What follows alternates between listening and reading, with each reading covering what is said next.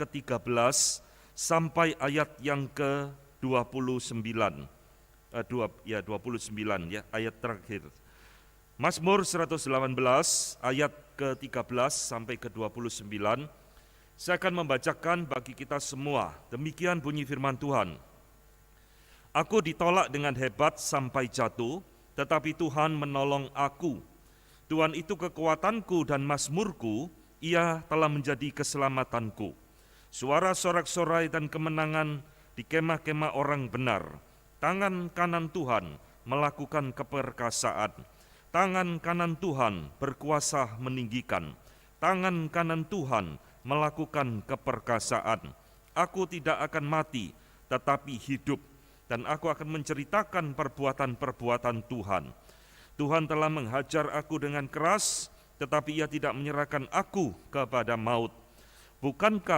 Bukakanlah aku pintu gerbang kebenaran, aku hendak masuk ke dalamnya, hendak mengucap syukur kepada Tuhan. Inilah pintu gerbang Tuhan, orang-orang benar akan masuk ke dalamnya. Aku bersyukur kepadamu sebab Engkau telah menjawab aku dan telah menjadi keselamatanku.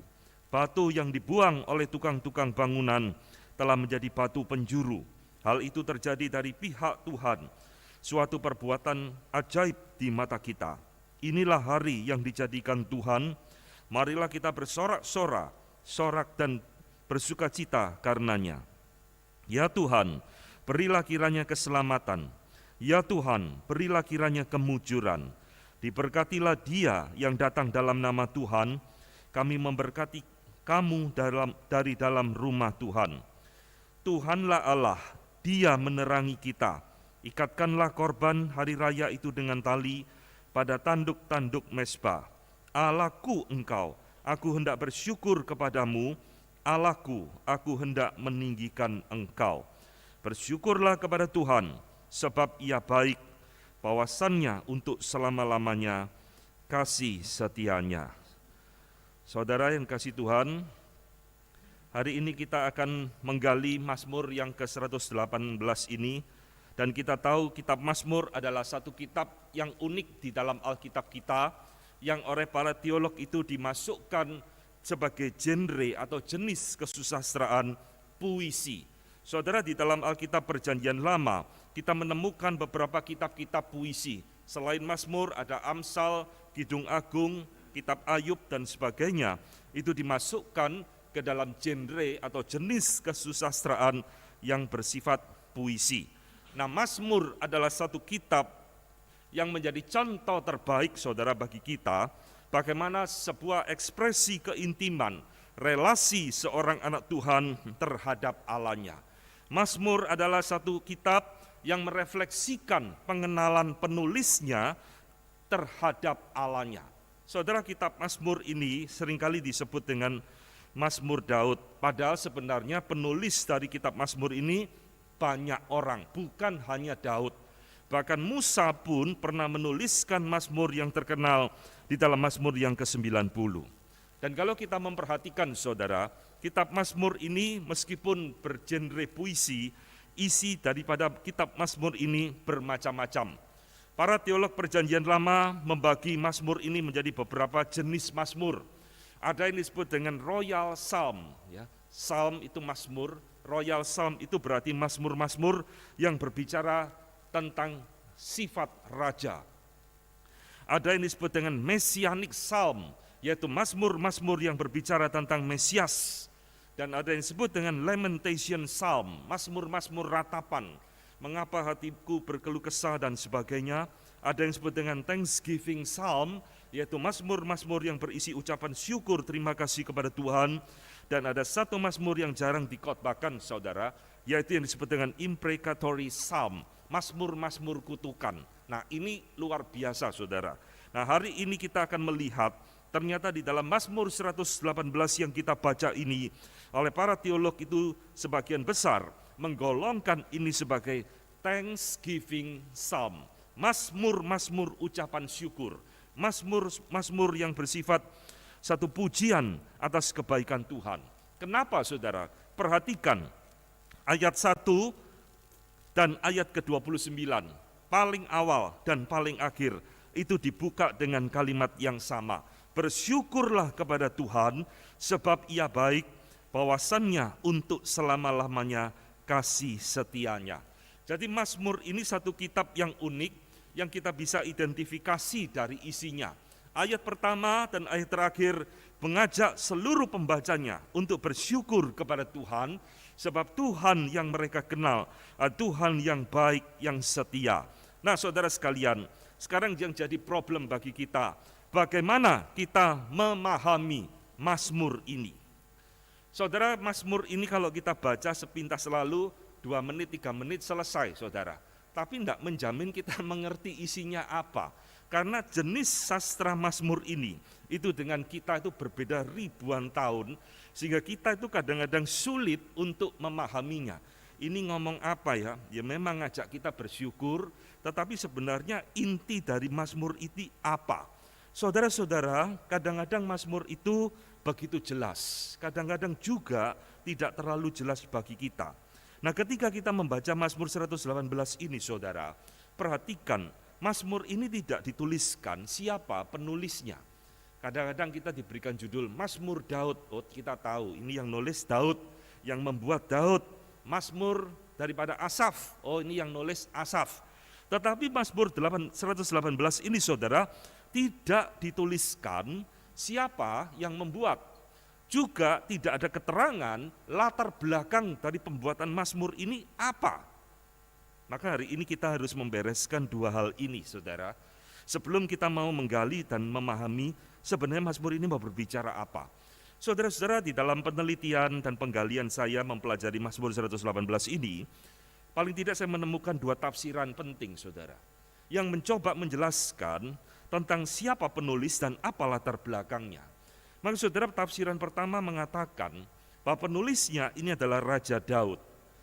Yang mengatakan bahwa Daud menjadi penulisnya ini adalah orang-orang besar saudara, bapak-bapak reformator, John Calvin, Piscator, Fabitrius, Venema, termasuk Puritan Matthew Henry. Semua setuju mengatakan bahwa yang menulis 118 ini adalah Raja Daud itu sendiri. Dan dituliskan di dalam konteks setelah Daud itu menjadi raja. Setelah kerajaannya aman, dia menjadi raja, dia bersyukur kepada Tuhan bahwa Tuhan menyertai dia dan sebagainya. Sehingga Mazmur ini dikatakan adalah Mazmur yang bersifat pribadi. Satu ungkapan syukur Raja Daud kepada Tuhan yang sudah memimpin, menyelamatkan dia dan sebagainya. Tetapi saudara, tafsiran kedua atau pandangan kedua mengatakan bahwa sebenarnya penulis dari Mazmur 118 ini tidak diketahui. Dengan kata lain, bukan Raja Daud. Siapa? Tidak tahu. Tetapi saudara, yang menjadi latar belakang penulisan daripada Mazmur 118 ini adalah dedikasi pembangunan tembok Yerusalem, dedikasi pembangunan Bait Allah di dalam zamannya Esra dan Nehemia. Jadi Mazmur ini dinyanyikan pada hari raya Tabernakel, mengingat kebaikan Tuhan, memimpin Esra membangun Bait Allah, dan memimpin Nehemia membangun tembok Yerusalem dan pintu gerbang Yerusalem. Nah saudara, tafsiran ini dicetuskan salah satunya oleh Dr. Tremper Longman dan juga adalah seorang penafsir Warren Wiersbe. Jadi tafsiran ini mengatakan Mazmur ini ditulis adalah post-eksilik setelah masa pembuangan dari Babel. Saudara-saudara, kita tahu sejarah bangsa Israel ini cukup panjang saudara. Tahun 537 before Christ BC, bangsa Israel itu di dalam pembuangan di Babel diizinkan pulang ke Yerusalem setelah Babel itu dikalahkan oleh Persia. Jadi di Alkitab itu ceritanya bukan melulu Tuhan Yesus lahir saudara. Kalau saudara membaca Alkitab, saudara akan menemukan mirip seperti cerita kerajaan di film-film yang berperang satu dengan yang lain. Saudara, karena pemberontakan bangsa Israel ya kepada Tuhan, di dalam masa Yeremia, Tuhan itu membuang bangsa Israel ke Babel di pembuangan 70 tahun lamanya. Tetapi setelah Babel itu dikalahkan oleh Persia, saudara. Raja Persia ini raja yang toleran. maka mereka diperbolehkan pulang tahun 537 di dalam gelombang pertama dipimpin oleh Zerubabel dan imam besar Joshua. Ini dicatat di dalam Esra 3 sampai Esra pasal yang ke-6. Esra memimpin gelombang pertama, ya Zerubabel bersama dengan Esra, maka pada tahun 536 BC mereka mulai membangun kembali bait Allah yang hancur. Jadi pada waktu Israel itu diserang oleh Babel, tembok kota hancur, bait Allah hancur.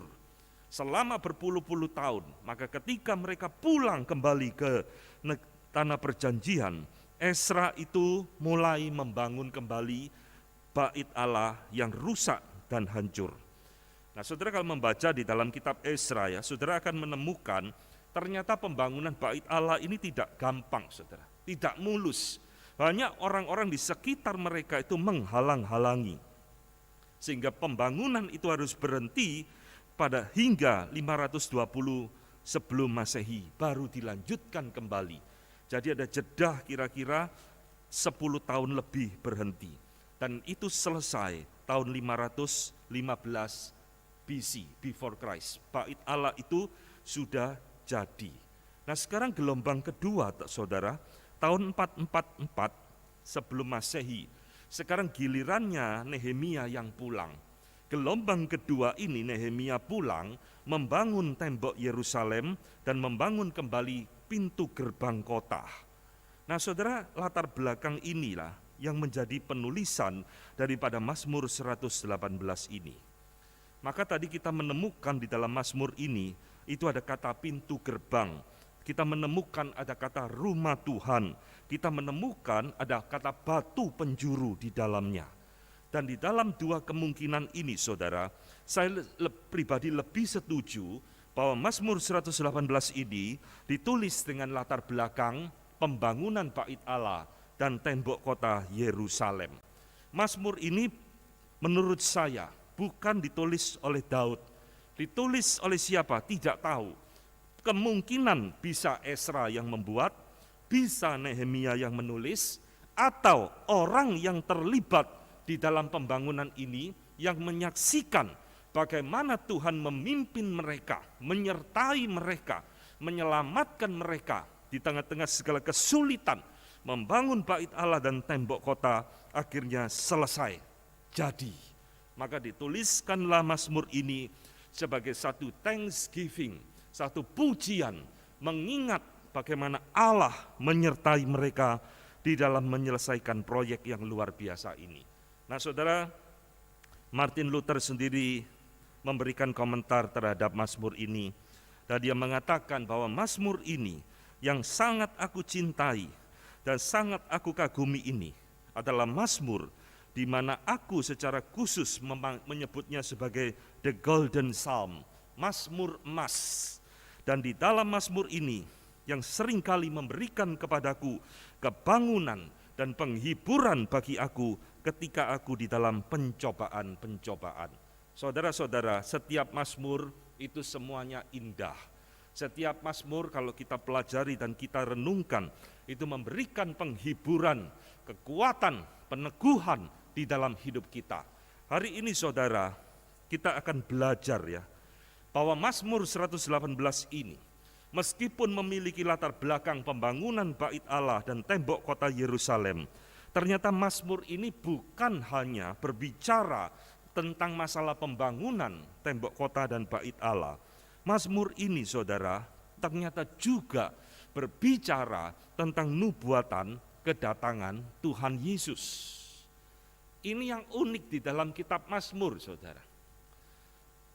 Mazmur itu seringkali bukan hanya ditulis pada zaman di mana penulis itu membuat dan bergumul dengan Tuhan. Tapi Roh Kudus itu seringkali memimpin penulisnya untuk menubuatkan tentang Kristus pada waktu yang akan datang. Saudara, kita ingat Mazmur 22. Di situ ada Mazmur, Allahku, Allahku, mengapa engkau meninggalkan aku? Nah, Mazmur itulah yang dikutip oleh Tuhan Yesus ketika dia di atas kayu salib. Luar biasa ya. Padahal pada waktu penulis Mazmur 22 itu nuliskan itu, sama sekali mungkin dia tidak pernah membayangkan bahwa itu nubuatan penderitaan Mesias di atas kayu salib. Nah, Mazmur 118 ini juga sama, saudara. Di sepanjang tadi ayat yang kita baca, kalau saudara teliti, di situ ada satu ayat yang berbicara tentang Yesus Kristus.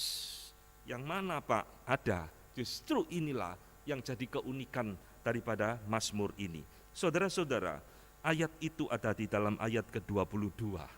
Ayat yang tidak kita sangka-sangka, saudara, yang berkata, batu yang dibuang oleh tukang-tukang bangunan telah menjadi batu penjuru. Saudara-saudara, ayat ini di dalam teks aslinya menunjuk kepada bangsa Israel yang dibuang oleh bangsa lain. Tadi saya mengatakan bangsa Israel pernah dijajah, diserang oleh bangsa Babel, lalu mereka seperti batu yang dibuang ke Babel, batu yang tidak berharga, disingkirkan.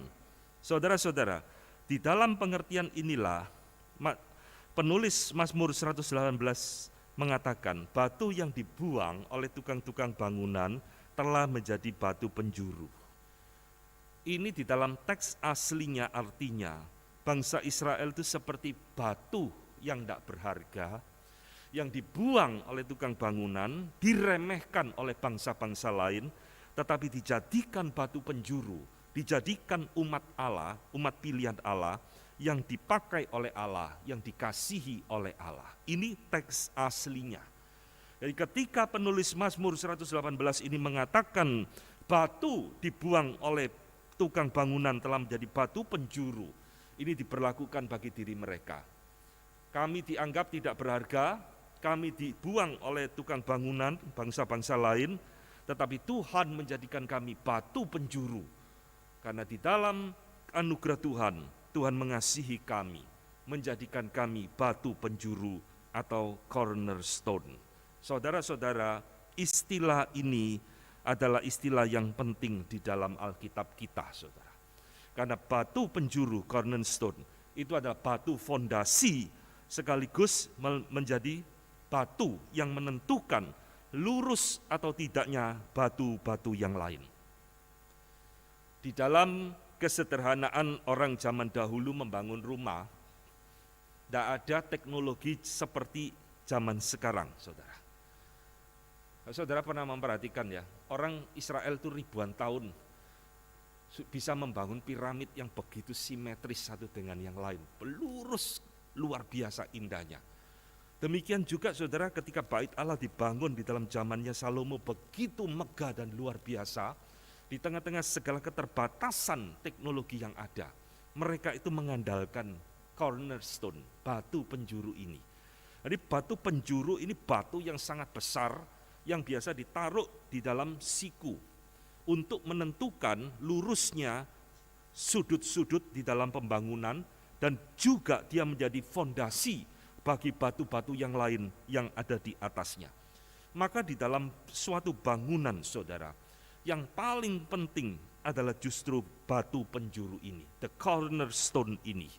Dan saudara yang dikasih Tuhan, di dalam konteks inilah Tuhan Yesus di dalam 3 Injil, Matius, Markus, dan Lukas, menyebut dirinya adalah batu penjuru. Kita seringkali hafal dengan gelar-gelar Tuhan Yesus. Di dalam perjanjian baru begitu banyak. Anak manusia, the Son of Man. Anak Allah, the Son of God. Tuhan Yesus menyebut dirinya gembala. Kita hafal semua. Tapi saudara jangan lupa, Tuhan Yesus menyebut dirinya juga adalah batu penjuru, the cornerstone. Saudara-saudara, di mana kalimat itu muncul? Di dalam Injil Sinoptik, Matius, Markus, dan Lukas, semua berbicara tentang hal yang sama. Pada waktu Tuhan Yesus menyampaikan sebuah perumpamaan tentang penggarap kebun anggur, Tuhan Yesus menutup perumpamaan itu dengan sebuah kalimat mengutip Mazmur 118 ini. Jadi di dalam perumpamaan itu saudara diceritakan oleh Tuhan Yesus, ada seorang yang memiliki kebun anggur, lalu dia mempekerjakan orang-orang untuk menggarap kebun itu supaya berbuah. Dan dia pergi ke satu tempat yang jauh.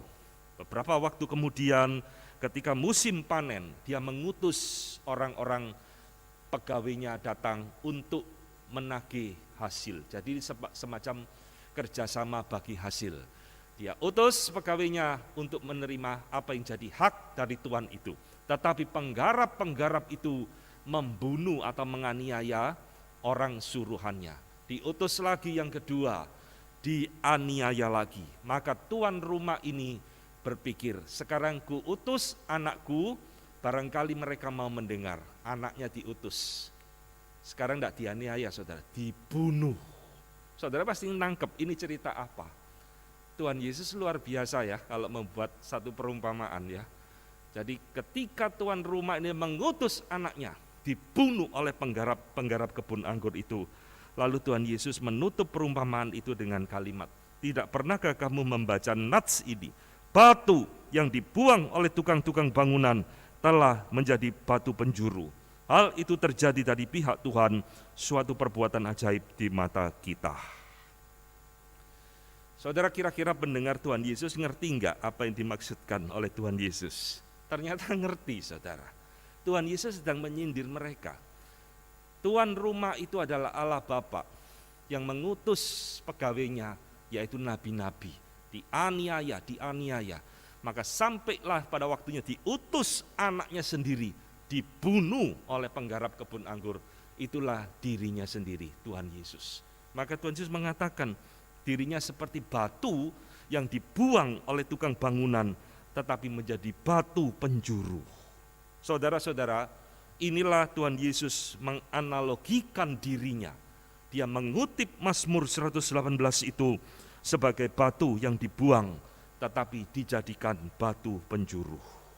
Ini mengingatkan kepada kita di dalam pembukaan Yohanes 1 ayat ke-11, saudara. Ia datang kepada milik kepunyaannya, tetapi orang-orang kepunyaannya itu tidak menerimanya. Natal adalah satu momen yang ironis.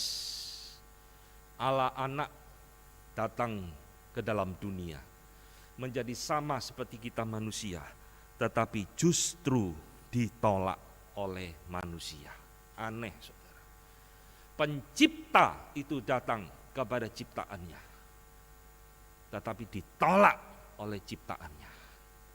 Kurang ajar luar biasa ya kita, saudara.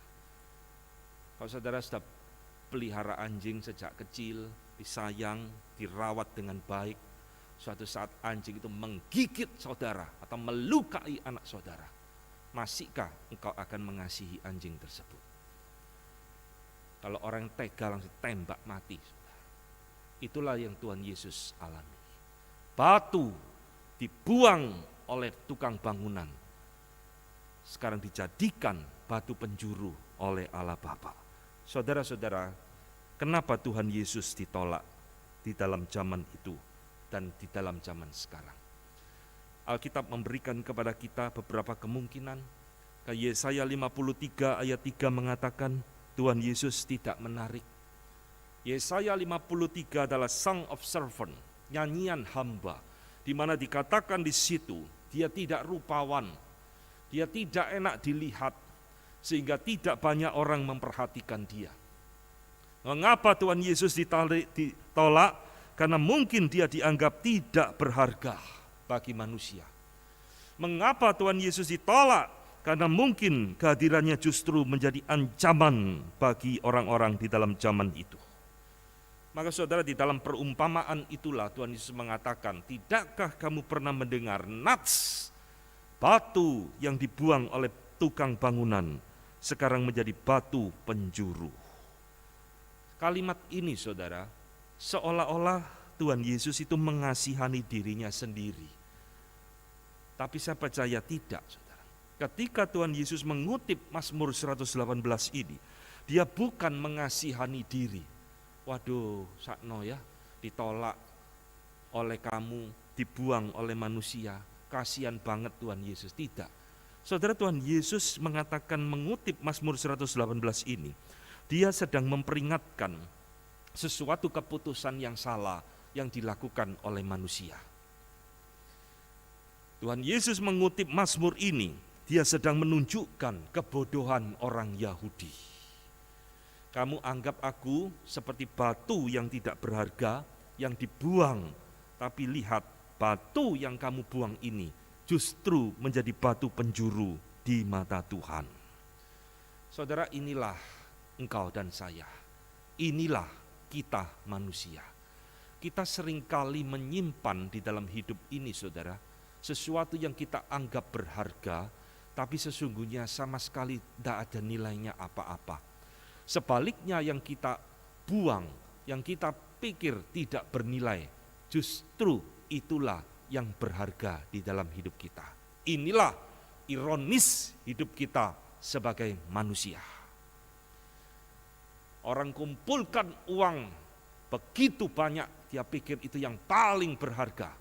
Di dalam perumpamaan Tuhan Yesus katakan, hai orang bodoh, malam ini jiwamu diambil, apa yang engkau sisakan? Tidak ada.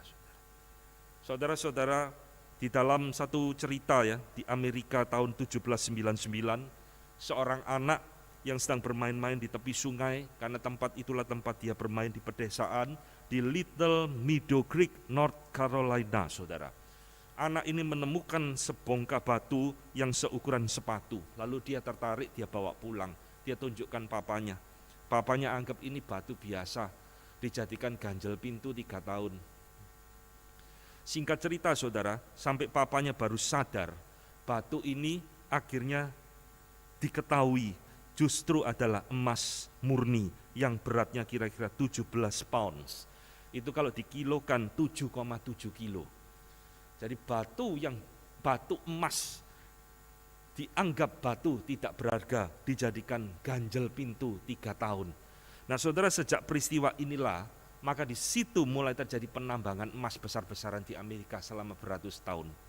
Karena diketahui di daerah itu adalah menjadi tambang emas yang besar. Maka inilah saudara, hidup kita. Kita seringkali membuang sesuatu yang berharga karena dianggap tidak berharga. Kita seringkali justru menyimpan sesuatu yang kita anggap berharga, padahal sebenarnya itu tidak ada nilainya apa-apa. Saudara-saudara, hari ini kita teringat kepada Mazmur 118 ayat yang ke-22 ini. Tuhan Yesus pertama kali menganalogikan dirinya sebagai batu penjuru. Maka kita akan merenungkan 4 poin penting. Apa yang Tuhan Yesus katakan tentang dirinya adalah batu penjuru. Saudara, apa yang menjadi keunikan Tuhan Yesus? Apa yang menjadi ciri khas Tuhan Yesus menyebut diri sebagai batu penjuru? Ada 4 hal di dalam perjanjian baru yang berkaitan dengan kalimat ini. Pertama, saudara lihat, Tuhan Yesus adalah batu penjuru keselamatan. Saudara, rupanya ayat ini adalah salah satu ayat yang paling banyak dikutip oleh penulis-penulis perjanjian baru. Selain Tuhan Yesus yang mengutip, di dalam Kisah Rasul 4 ayat 11, Petrus juga mengutip kalimat yang sama. Saudara, Petrus di dalam khotbah di depan mahkamah agama, dia juga mengatakan Yesus adalah batu yang dibuang oleh tukang-tukang bangunan, yaitu kamu sendiri. Namun ia menjadi batu penjuru. Petrus juga mengutip ayat ini, dan dia juga mengatakan hal yang sama, batu penjuru itu adalah Yesus Kristus itu. Namun perhatikan ayat ke-12, ayat yang terkenal. Dan keselamatan tidak ada di dalam siapapun juga selain di dalam Dia. Sebab di bawah kolong langit ini tidak ada nama lain yang diberikan kepada manusia yang olehnya kita dapat diselamatkan. Lihat saudara, Petrus menghubungkan Kristus adalah batu penjuru yang kamu buang, kata Petrus. Dan ayat 12 dia mengatakan tidak ada nama lain yang diberikan kepada kita yang kita dapat diselamatkan.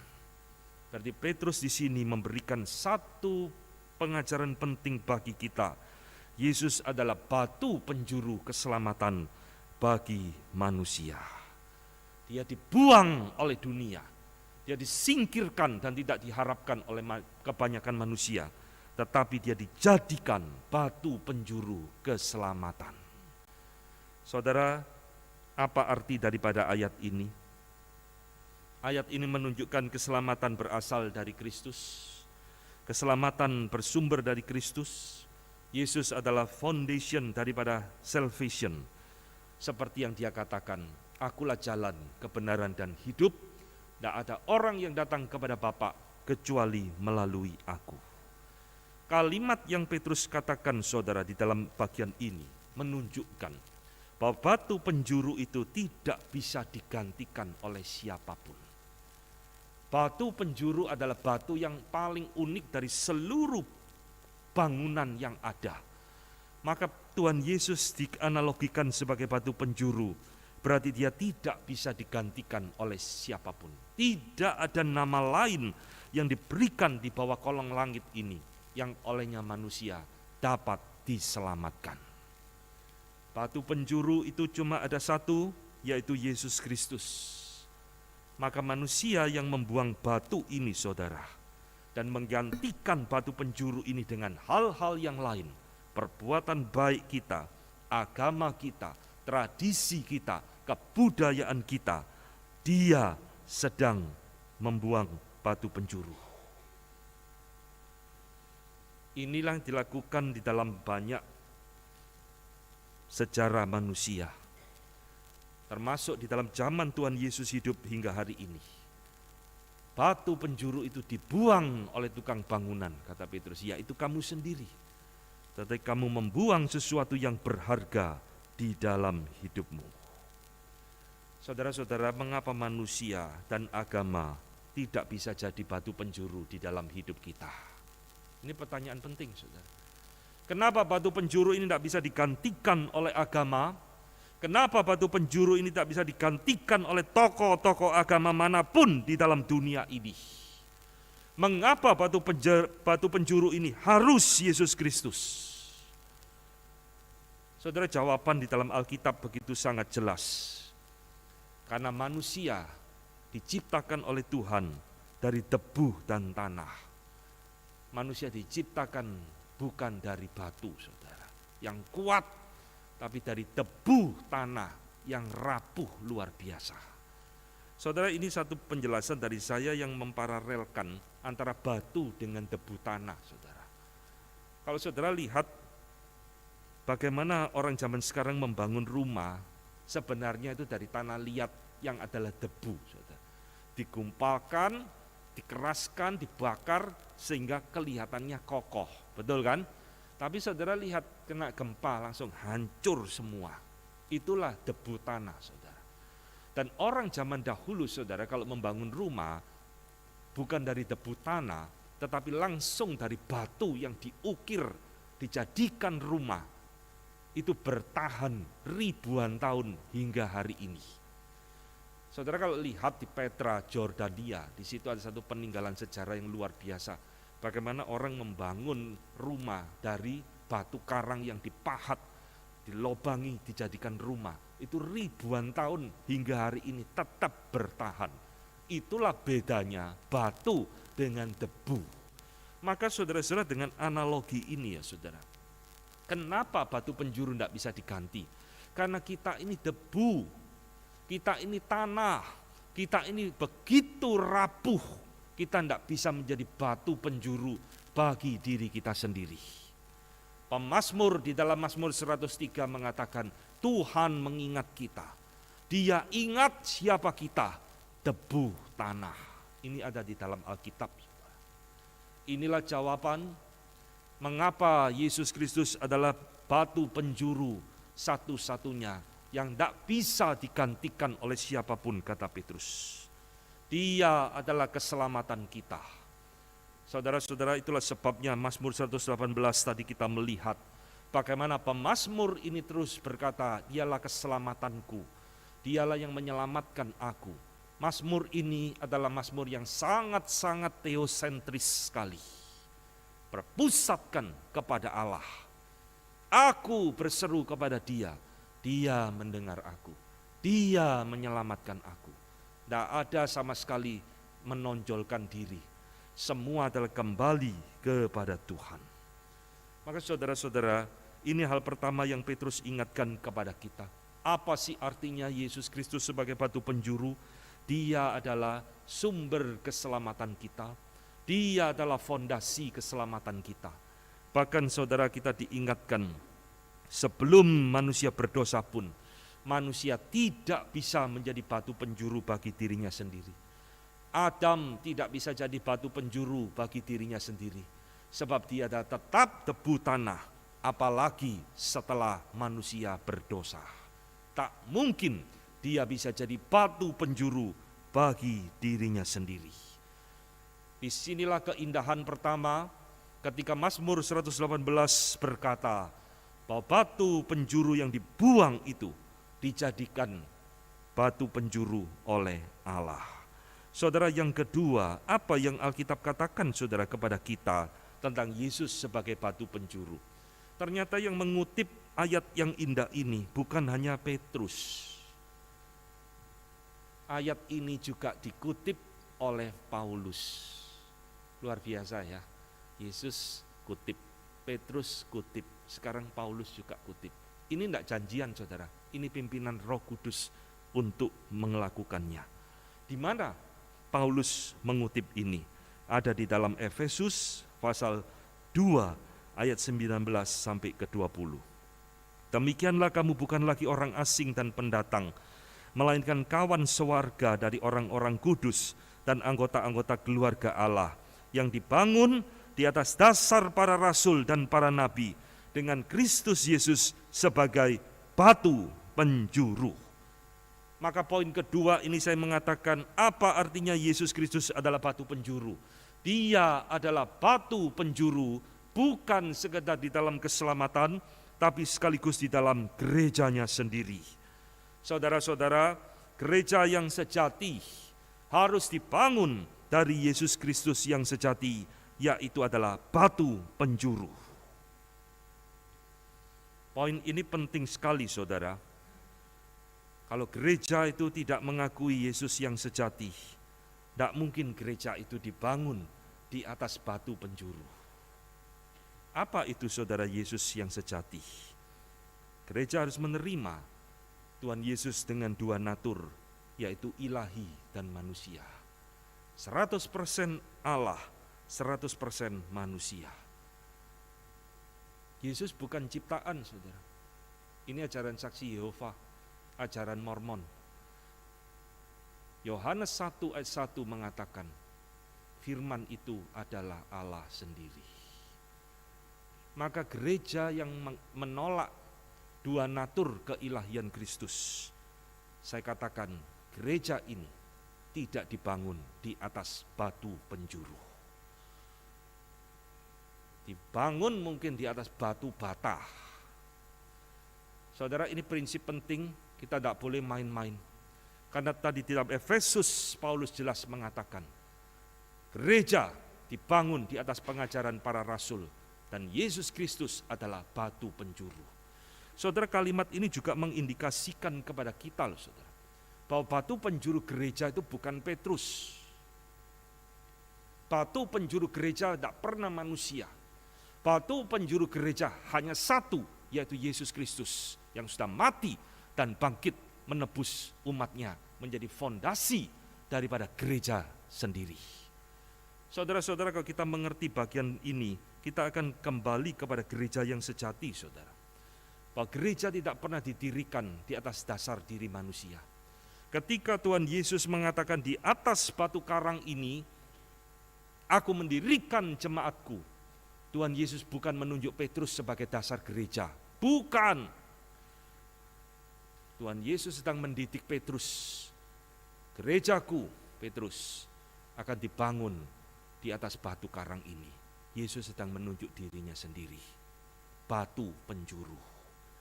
Bisa nangkap? Tuhan Yesus bukan jadikan Petrus, kamu saya jadikan dasar gereja ya. Bukan. Saudara-saudara yang dikasihi Tuhan, bahkan di dalam 1 Petrus 2 ayat ke-5 sampai ayat yang ke-6, Petrus mengatakan hal yang sama. Dan biarlah kamu juga dipergunakan sebagai batu hidup untuk pembangunan suatu rumah rohani, bagi suatu imamat kudus, untuk mempersembahkan persembahan rohani yang karena Yesus Kristus berkenan kepada Allah. Perhatikan, sebab ada tertulis dalam kitab suci, Sesungguhnya aku meletakkan di Sion sebuah batu yang terpilih, sebuah batu penjuru yang mahal, dan siapa yang percaya kepadanya tidak akan dipermalukan. Ayat ini dengan jelas menunjukkan Petrus sendiri mengakui dia bukan batu penjuru gereja. Batu penjuru gereja hanya satu, Petrus katakan, yaitu Yesus Kristus, batu yang mahal itu. Saudara-saudara, Mazmur 118 ayat ke-22 ini ayat yang penting luar biasa sekali. Ayat ini menegaskan keselamatan hanya ada di dalam Yesus Kristus yang adalah batu penjuru. Ayat ini juga mengingatkan kepada kita dia adalah fondasi daripada gereja Tuhan yang sejati di muka bumi ini. Maka hari ini saya berkata saudara, bahwa setiap gereja yang mengabaikan Yesus Kristus sebagai batu penjuru, pelan-pelan akan melenceng di dalam pembangunan rohaninya. Jikalau Yesus Kristus hanya menjadi satu simbol di dalam gereja Tuhan, tidak sungguh-sungguh menjadi batu penjuru di dalam gereja tersebut, gereja perlahan tapi pasti akan melenceng daripada kehendak Tuhan. Yang dilakukan di dalam gereja-gereja seperti ini hanya membuat program-program gereja dan beraktivitas rohani, tetapi Kristus sudah tidak menjadi batu penjuru di dalam gereja tersebut. Apa yang dilakukan hanya untuk menyenangkan jemaat, apa yang dilakukan supaya jemaat tambah banyak, apa yang dilakukan untuk mengumpulkan uang, apa yang dilakukan hanya untuk menyenangkan hamba Tuhannya. Saudara, kalau Yesus Kristus sudah tidak menjadi batu penjuru di dalam gereja, gereja akan tersesat di dalam dunia.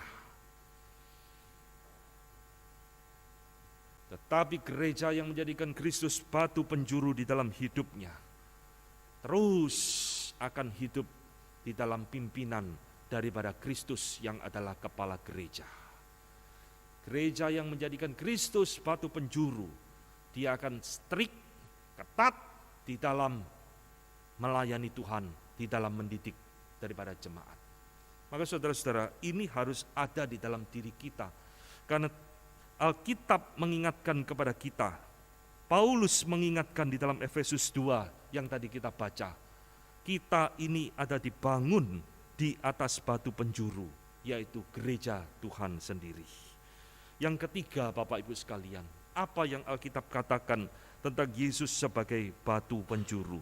Yesus Kristus adalah batu penjuru keselamatan kita.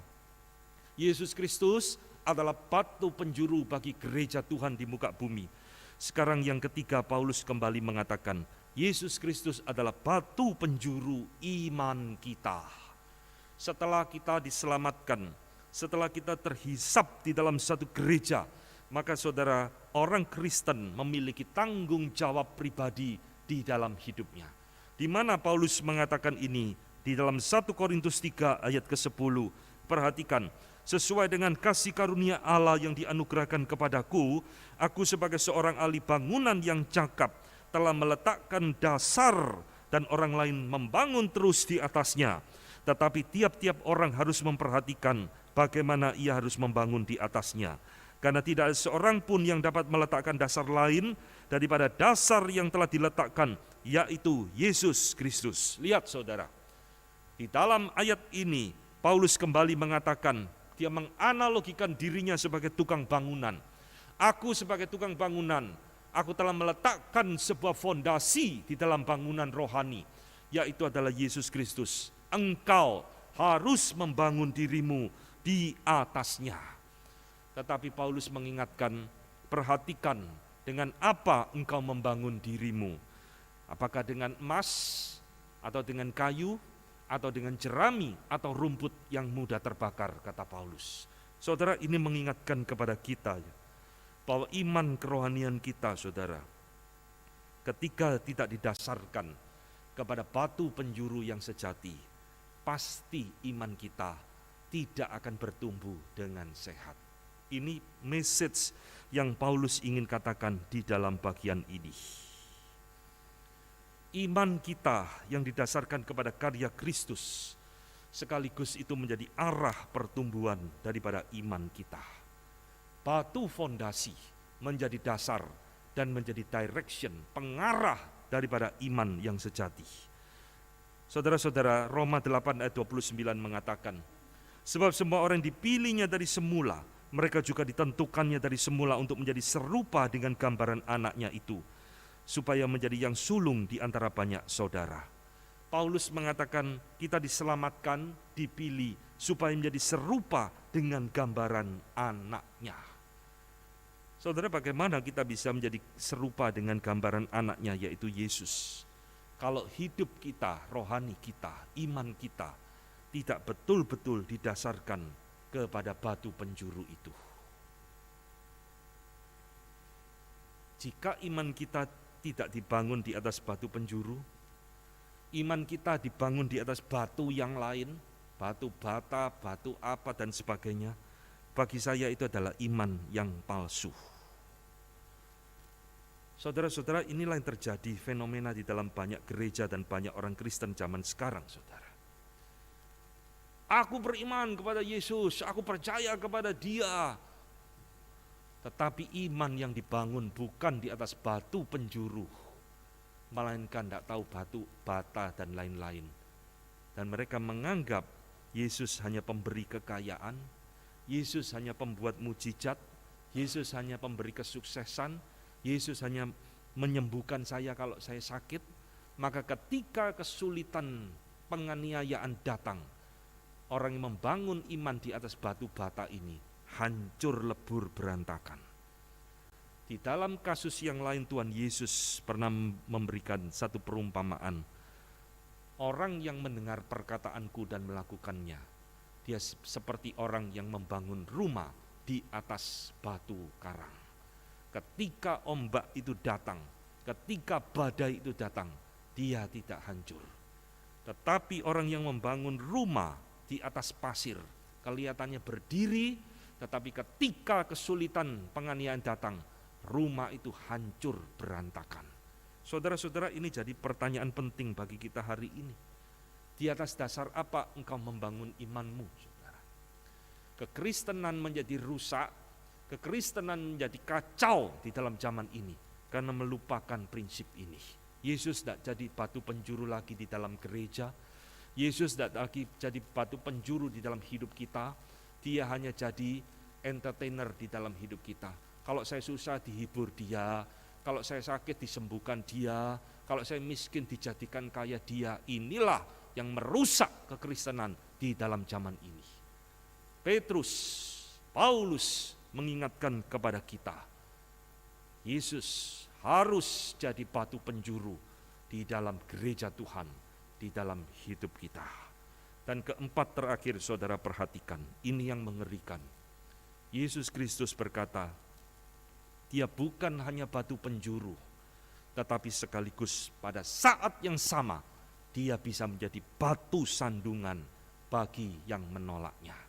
Saudara-saudara, kita pikir, oh Yesus batu penjuru ya. Kalau saya tak anggap Dia jadi batu penjuru dalam hidup saya, ya kan tidak apa-apa. Tidak ada konsekuensinya, tidak ada resikonya. Tidak, saudara.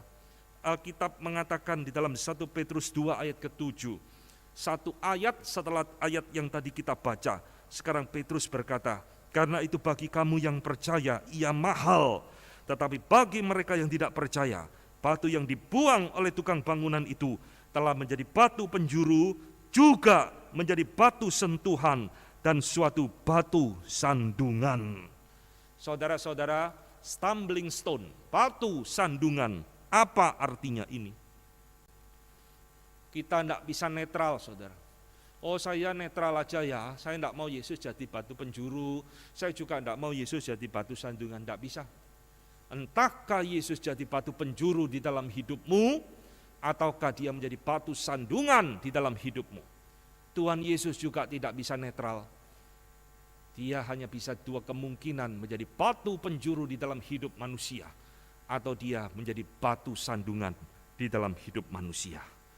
Saudara, di dalam zaman Tuhan Yesus hidup, jelas bagi banyakan orang Yahudi, Tuhan Yesus telah menjadi batu sandungan bagi mereka. Dia mahal, kata Petrus, bagi kita yang percaya. karena kita menghargai, kita tahu siapa Yesus. Tapi bagi orang yang menolak, yang membuang, Yesus menjadi batu sandungan. Saudara, di dalam Roma 9, Paulus dengan jelas mengatakan kalimat ini. Roma 9:31, tetapi bahwa Israel sungguh pun mengejar hukum yang akan mendatangkan kebenaran, tidak akan pernah sampai kepada hukum itu. Mengapa tidak? Karena Israel mengejarnya bukan karena iman, tetapi karena perbuatan. Mereka tersandung pada batu sandungan. Siapa yang menolak Yesus Kristus di dalam hidupnya, dia akan tersandung pada batu penjuru itu sendiri. Dan ketika kita mengerti ayat ini, saudara, batu penjuru berubah menjadi batu sandungan. Ini memberikan konsekuensi yang serius di dalam hidup manusia. Paulus berulang kali bentrok dengan orang Yahudi tentang Yesus Kristus. Nah, di dalam 1 Korintus 1:23 dia kembali mengingatkan, tetapi kami memberitakan Kristus yang disalibkan, untuk orang Yahudi suatu batu sandungan, untuk orang bukan Yahudi suatu kebodohan. Saudara, Tuhan Yesus sudah dinubuatkan di dalam Yesaya 8 ayat 14, bahwa Dia ketika datang ke dalam dunia, bagi orang-orang yang menolak Yesus, Yesus akan menjadi batu sandungan di dalam hidup mereka. Kenapa orang Yahudi tersandung oleh Tuhan Yesus? Karena tidak cocok dengan hikmat manusia. Saudara, orang Yahudi tidak pernah memikirkan, Mesias kok mati? Mesias itu seperti superhero, saudara.